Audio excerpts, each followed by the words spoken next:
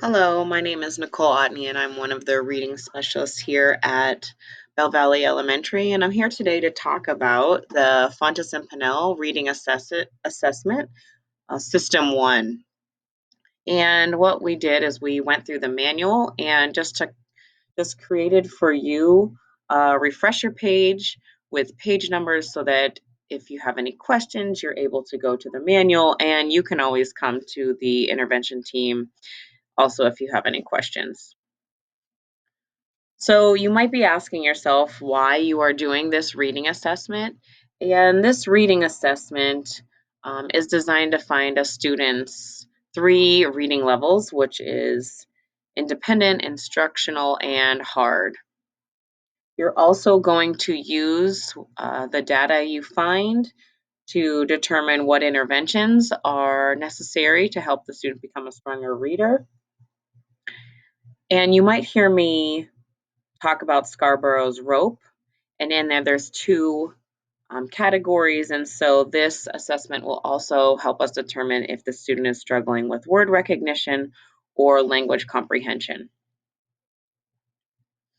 It's important to know that this assessment is designed for you to alternate between fiction and nonfiction stories, that if you only read with one genre, you're not understanding if that student is able to also be proficient at the opposite genre. So, for instance, if you only read fiction stories, you're not able to determine what skills the student has and needs intervention on in nonfiction stories. So, we need to be sure we're alternating fiction and nonfiction stories. In Mill Creek, we administer this assessment in December and May.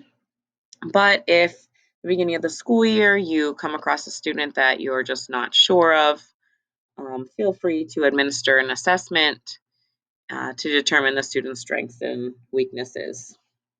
You might ask yourself, when am I doing this assessment? And so the book recommends that you do this assessment during your language arts block.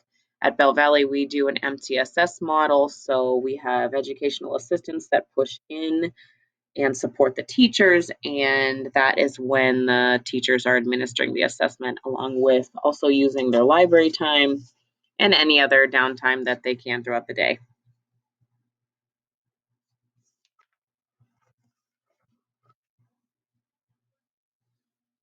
So I'm just gonna say it one more time. It's just really important to alternate between fiction and nonfiction text. This beginning part talks about a place to start, but when you get your students' F&P folders, the data that's in there will also help you determine where to start a student on the next story. So I'm just gonna kind of do a recap about what you need to get started. So the materials you will need is the story and the story recording paper. You will need also a summary form, and this form records the stories that you have read with that student during that school year. We also have a guide for observing and noting reading behavior, so this is important to determine what strengths and weaknesses the student has as they're reading. You will also need to have the accuracy and comprehension chart so that you can determine the reading level, and the folder so you can also record your information. And we have a getting started tab here to help you determine if you have all the materials you need. One thing I will say that you need to be familiar with the coding system so you can code the errors. You also need to be able to understand if the student is understanding the story. So you do need to have the stories read so that when the student is reading it to you, you can determine if the student is making an error when they're comprehending and answering your questions. All right, so the accuracy score. So once the student has read and you have coded the student's errors, you are going to get an accuracy score. And it's just really important that you are aware of the below 90%, because if the student is reading the story and they are below the 90 percentile, you do not go and administer the comprehension. That means the story is way too hard for them. So if you turn in the recording form to the accuracy rate, you will see how many errors they will need to make for them to be below 90%. And each story is different, so make sure you're aware of that.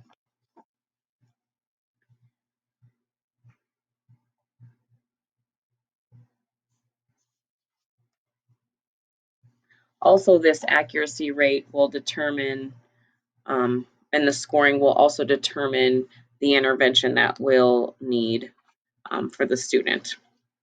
I just want to bring to your attention that a self-correction is not an error. So as you are writing SC above words that students self-correct, that is not an error. You are going to document a student's fluency at level C and above. So you're going to kind of make a note on that. Once you are at level J, you will need a timer to determine how many words per minute the student is reading. So you will not need a timer from C till till I. Sorry, I don't know my alphabet. Kind of funny. But then J, you will need a timer. Now, when you are scoring a student's fluency, if you give them the highest score, which is a 3, you are saying that they are able to exhibit all 4 of these um, skills.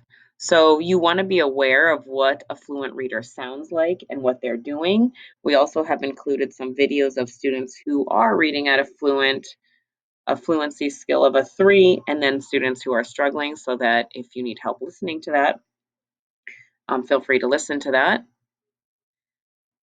For kindergarten, if you are teaching kindergarten, you want to be aware of fluency in early levels.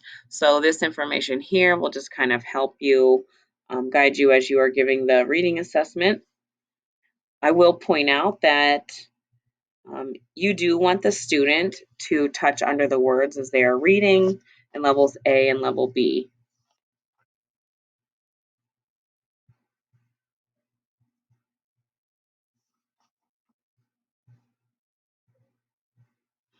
Again, I do want to say that it is very, very important that you are alternating fiction and nonfiction.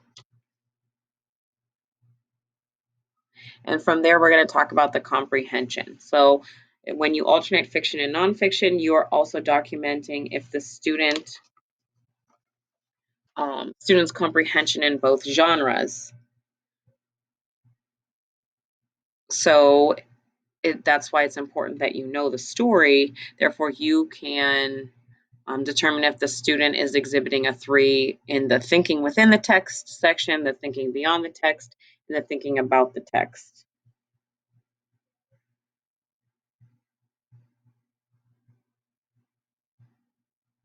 I do want to note here that the recording form does give you a list of the key understandings in the story that the student should be able to pinpoint, but sometimes students don't say exactly what is in the answer key, as I guess you can call it. That's why it's just important to write down what they say to help us determine if the student did get the full understanding of the story or not. And it is acceptable for the students to go back into the story to answer your questions. I do take a note because that is a PSSA skill. So when students do not go back into the story, you know that that's a teaching point for next time when you are working with the students to determine what they need.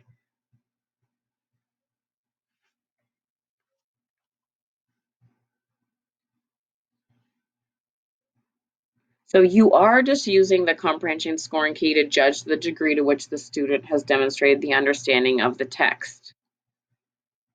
This is not designed to count. So if the student gives 3 answers, they're not getting a 3. The 3 tells us that they have a deep understanding of the story. And remember that this information will help us determine what intervention is necessary. So when I think of comprehension, I think of background knowledge, I think of vocabulary, I think of language structures, verbal reasoning, and literacy knowledge, and that's in the Scarborough's rope. So when you score this comprehension, this really can help us pinpoint what intervention the student is going to need. Remember, if the student does come up with a unique understanding, that is an extra point. And again, please make sure that you have read through the information in the book to help you know the story and to just have a better discussion with the student about the story and an understanding. You are allowed to rephrase any questions if the student is just having a hard time understanding it. And your ultimate goal is to have the child read on all the 3 levels, instructional, independent, and hard, and to just really understand what intervention is necessary for that student to become a stronger reader. Remember that there's a self-correction ratio that you need to record. Remember to write SC above words students self-correct. And the reading rate. So from levels J through K, students should be reading 75 to 100 words per minute. That's just one indicator. If they are not, then they may need intervention on decoding or some phonological awareness or possibly some sight word recognition. And levels L through N, it's 100 to 120 words per minute.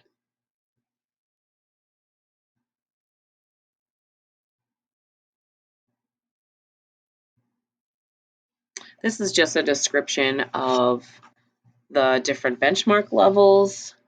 So remember, the independent level is the level at which the student can read independently. They're not going to need your help to understand the story. The instructional level is the level that you would instruct them at.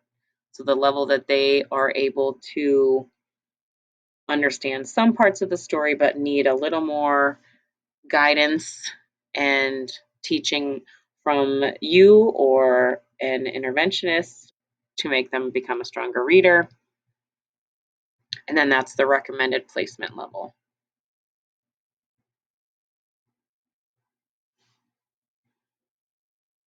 If you have any questions about filling out the summary form, there's the page numbers there for to help you.